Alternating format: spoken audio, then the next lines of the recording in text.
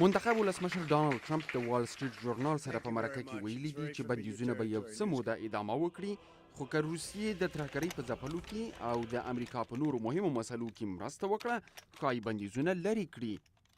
ټرمپ زیاتوي چې د واک د ترلاسه کولو وروسته د روسیې د ولسمشر ولادیمیر پوټین سره لیدلو ته چمتو دی. هغه هم غواړي چې راسره وویني او زه هم له هغه سره په لیدلو کې کومه ستونزه نه وینم. د امریکا استخبارات وایي چې روسیې د ولسمشرۍ په ټاکنو کې د ټرمپ ملاتړ لاس وهلی و. منتخب ولسمشر ټرمپ دا خبره ومنله، خو دا نه مني چې د ټاکنو په پایلو او د رایو په ماشینونو کوم اغیز کړی وي.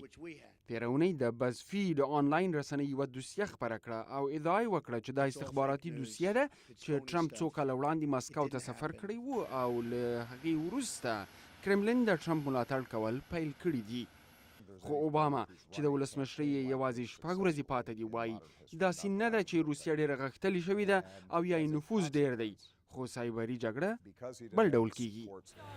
بلخوا واشنګټن پوسټ لیکلي دي چې روسیې د ټرمپ حکومت ته د سوریې په اړه په خبرو اترو کې د ګډون بلنه ورکړې ده. دغه خبرې د ټرمپ د تحلیف تر مراسمو څو ورځې وروسته د قزاقستان په مرکز آستانه کې کیږي.